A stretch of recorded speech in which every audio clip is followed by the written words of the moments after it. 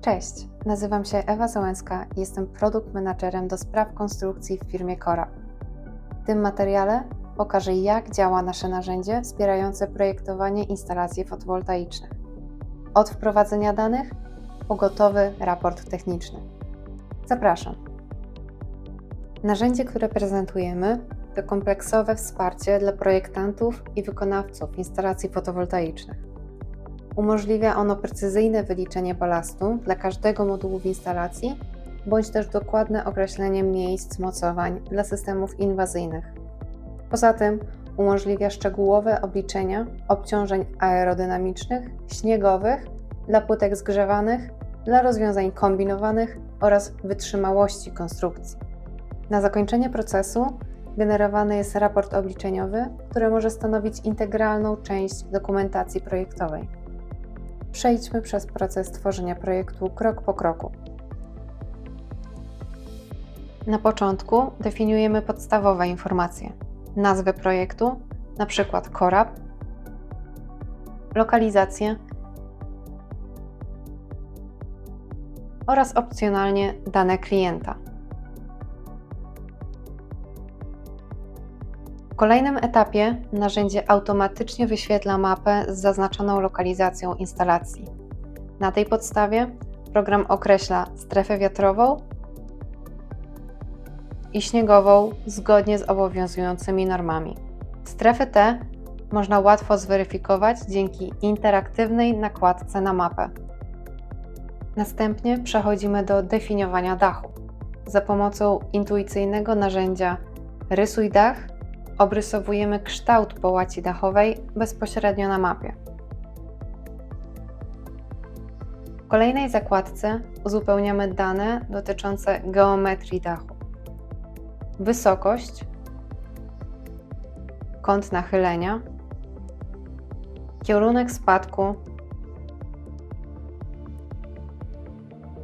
oraz rodzaj poszycia.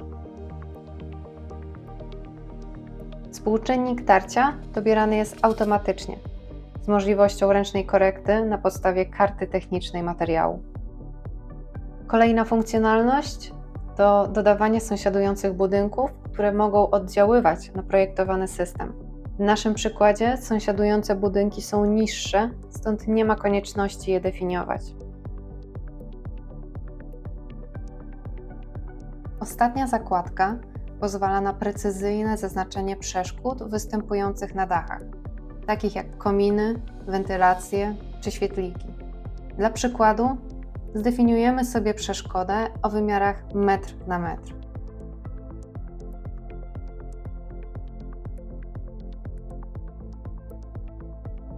Po przeniesieniu na plan możemy ją bez problemu umieścić w miejscu docelowym oraz zmodyfikować jej kształt w miarę potrzeb.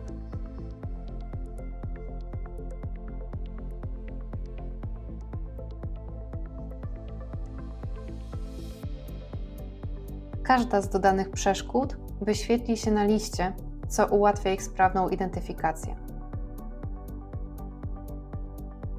Przejdźmy do kolejnego etapu. W trzecim kroku wybieramy model konstrukcji z opcji dostępnych na liście. Systemy zostały uporządkowane pod względem konstrukcji balastowych oraz inwazyjnych.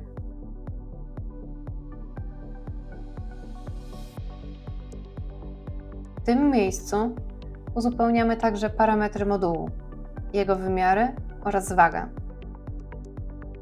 Opcjonalnie można dodać również jego model i moc wyrażoną w watach.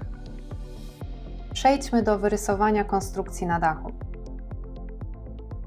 W zależności od preferencji użytkownika możemy dodać obszar, definiując ilość rzędów i modułów w nich występujących, a następnie dopasować go do połaci dachu.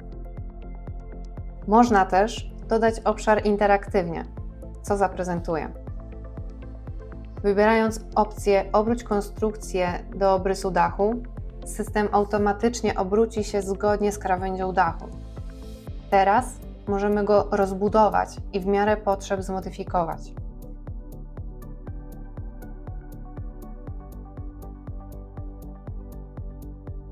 Na przykład zwiększyć odległość między rzędami. Klikając na poszczególne moduły, możemy je usunąć z naszej konfiguracji. Przedostatni etap to wybór kategorii terenu, co jest kluczowe dla poprawności obliczeń. Kategorie terenu określane są zgodnie z normą i wpływają na przyjęte wartości obciążeń wiatrem. Skala od 0 do 4 pozwala na precyzyjne dopasowanie projektu do rzeczywistych warunków otoczenia. Kategoria 0 to tereny otwarte, np. wybrzeża morskie. Kategoria 1 to tereny niezabudowane, np. pola czy łąki. Kategoria 2 to tereny o rozproszonej zabudowie. Kategoria 3 to tereny podmiejskie z umiarkowaną zabudową.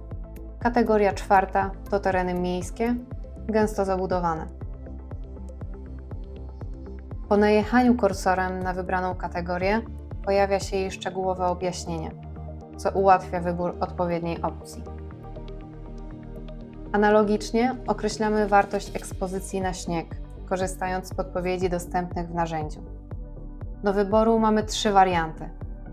Wystawiony na wiatr, czyli teren odsłonięty ze wszystkich stron, bez naturalnych osłon, takich jak drzewa czy budynki. Normalny, obszar, gdzie wiatr nie ma istotnego wpływu na usuwanie śniegu. Oraz osłonięty, miejsce, gdzie budynek jest chroniony przez otaczające go wyższe obiekty lub drzewa. Dodatkowo możemy zdefiniować maksymalne obciążenie dachu oraz preferowaną masę bloczka. Pozwala to na jeszcze dokładniejsze dopasowanie obliczeń do wymagań projektu. Po zakończeniu konfiguracji narzędzie automatycznie przeprowadza obliczenia wytrzymałościowe.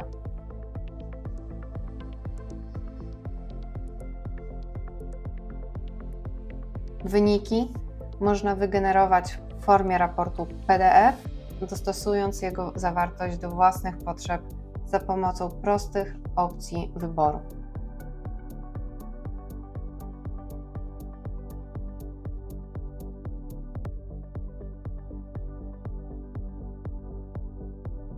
Raport, który uzyskujemy, prezentuje wszystkie dane zdefiniowane podczas konfiguracji projektu.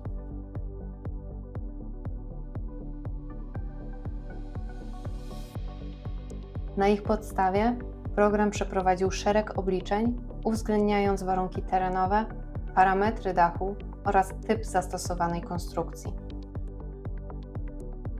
W pierwszej części raportu znajdziemy ogólne informacje o lokalizacji, rodzaju dachu i systemie montażu. Następnie przedstawione są parametry techniczne, wymiary modułów, ich masa, sposób ustawienia oraz całkowita masa systemu.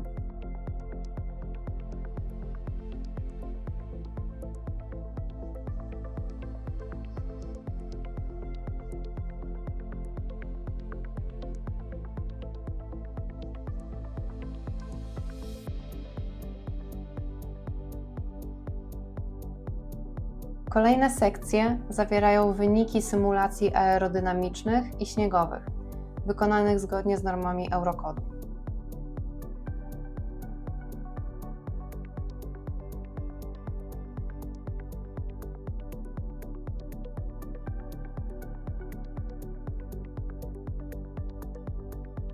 Raport zawiera również szczegółowe mapy obciążeń, zarówno statycznych, jak i maksymalnych, oraz zalecenia dotyczące wysokości pokrywy śnieżnej. Wszystkie dane są przedstawione w formie tabel, wykresów oraz wizualizacji, co ułatwia ich interpretację.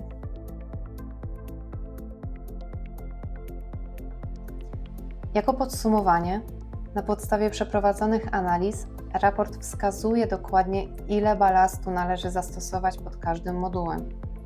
Dodatkowo prezentuje mapy i schematy, które ułatwiają instalatorom prawidłowe rozmieszczenie wszystkich elementów na dachu. Co ważne, raport zawiera również ocenę, czy konstrukcja spełnia wymagania nośności dachu, czyli czy całość jest bezpieczna pod względem wytrzymałości. Dzięki temu raport stanowi nie tylko podstawę do dalszych działań projektowych, ale także praktyczne wsparcie na każdym etapie realizacji instalacji. Dziękuję za uwagę i do zobaczenia na kolejnym materiale.